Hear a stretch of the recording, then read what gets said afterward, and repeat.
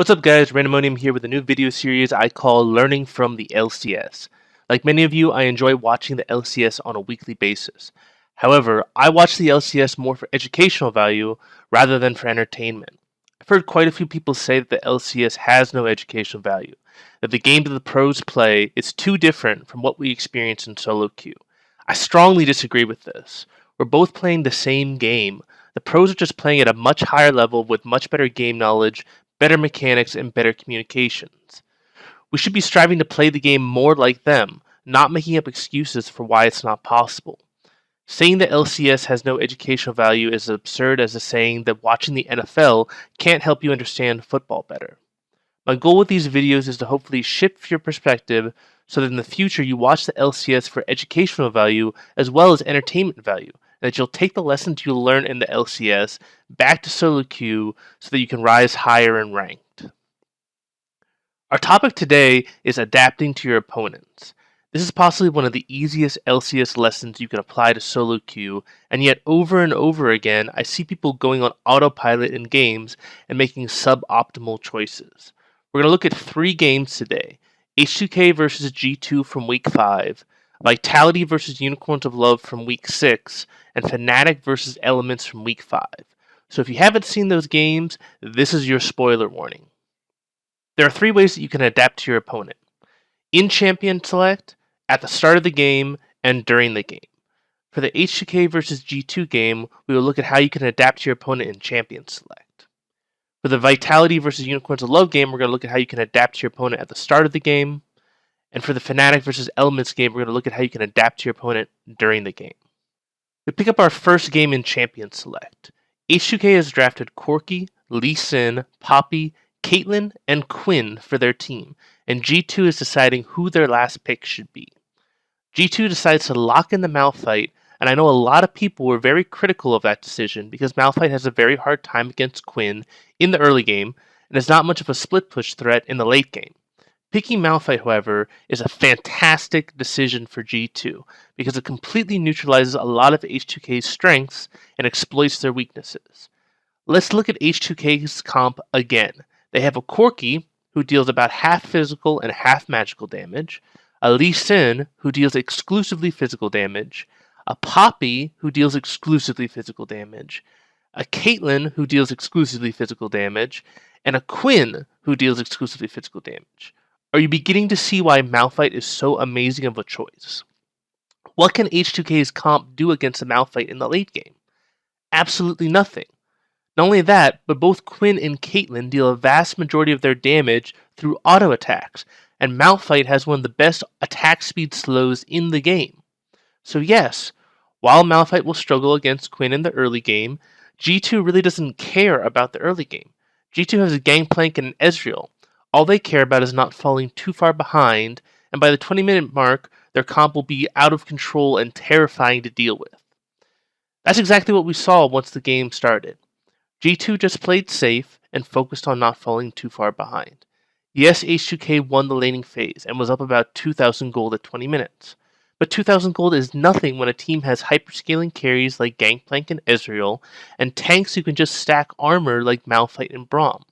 You can see in all of these late game team fights that both Malphite and Braum are unstoppable and unkillable, allowing G2 to completely dominate the late game and take out a very talented H2K team. So how can you apply this in your matches? You need to identify the strengths, weaknesses, and win conditions for both your team and the opposing team. If the enemy team is primarily AD, play someone who's strong against AD champions. If the enemy team is squishy, play someone who's really good against squishy champions. If the enemy team has a lot of tanks, play someone who's really good against tanks. If the enemy team is drafting a poking or sieging composition, pick a champion with strong engage or strong wave clear. If the enemy team is drafting an engage or a pick comp, pick a champion with good disengage or good mobility.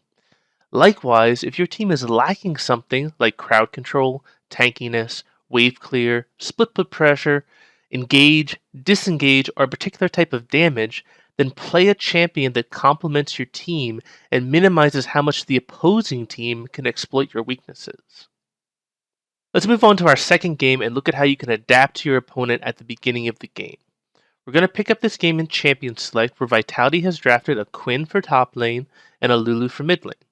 Unicorns of Love has counterpicked both of these matchups with a Malphite top lane and a Victor mid lane. Overall, this situation looks very good for Unicorns, and then Vitality switches Lulu to top lane and Quinn to mid lane. Isn't that absolutely brilliant? While the Quinn versus Malphite matchup does favor Quinn in the early game, Quinn does not have as much kill pressure against a Malphite who loves to stack armor, but Malphite does have kill pressure on the Quinn with unstoppable force if he has jungle support. And in the mid lane, a Lulu has absolutely no kill pressure on a Victor, while a Victor can easily delete a Lulu from the map. By putting Lulu in top lane, you force Malphite to pick up some magic resist sooner than he would like, or risk getting constantly poked out by the Lulu. Likewise, putting the Quinn in mid lane gives her kill pressure against the Victor, as well as increasing pressure on both top and bot lane because Quinn can roam much faster than Victor to the other lanes. So how can you apply this to your solo queue games? If you wind up in an unfavorable matchup, or one of your allies winds up in an unfavorable matchup, ask to swap lanes with them. It's completely asinine to freely choose an unfavorable matchup when a lane swap can put your team at a huge advantage and negate a lot of your team's weaknesses. And yet so many times in the solo queue I see people stubbornly say, I called mid, so I'm going mid, even though it's a horrible matchup for them. And then they'll whine how OP the other champion is when they go 0-4 by 10 minutes. The champion isn't OP, you're just being stubborn and stupid, and you deserve to lose if you're not going to use your brain, especially when a teammate offers to give you a more favorable lane matchup. Please don't be like these people. Don't be stubborn. Don't give the enemy team exactly what they want. Be adaptive and unpredictable. Nothing will tilt your enemies more than think you got a great lane matchup only to find out you swapped your mid and top laners or set your bot lane top instead. The final game we're going to look at is Fnatic versus Elements. Elements drafted Malphite for their top lane, and Fnatic drafted Nautilus in response. This looks like it's going to be a boring wet noodle fight where neither tank can do anything against the other. Absolutely not. Nautilus capitalizes on the fact that Malphite doesn't have any kill pressure on him and builds a ZZ Rot portal and a Banner of Command. Two items that are not optimal for team fighting or dueling, but they can have a huge amount of utility. Fnatic then places Nautilus in bot lane to continuously push bot lane with ZZ Rot portal and Banner of Command. The beauty of this is that Malphite doesn't have a ton of wave clear, which makes it extremely difficult for him to stop the waves with ZZ Rot portal. Furthermore, all of Malphite's wave clear is magic damage, and Banner of Command makes a minion immune to magic damage, making it take forever for Malphite to stop those minions from pushing. So why doesn't Elements just send another person to clear the wave out bot lane? Because Malphite is the only person on Elements who has teleport, which means that if any other person goes to clear the wave in bot lane, Fnatic can take an uncontested Baron. Essentially, Fnatic has put Elements in a checkmate where there's no good options for them.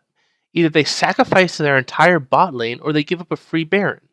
It's an absolutely brilliant call that guarantees the victory for Fnatic. So how can you apply this to solo queue? Well, first off, you can completely steal this strategy if you find yourself in a tank versus tank matchup where the enemy tank primarily deals magic damage. But you can also apply it to much, much more. So many times I see people just default to standard build orders that they got off of champions.gg or probuilds.net or Mobifier or whatever other site you use. Having a build order like that is great, but it doesn't mean that you should just turn your brain off during the game, or not be willing to call an audible and build an item that in that situation is vastly superior than your cookie cutter build order.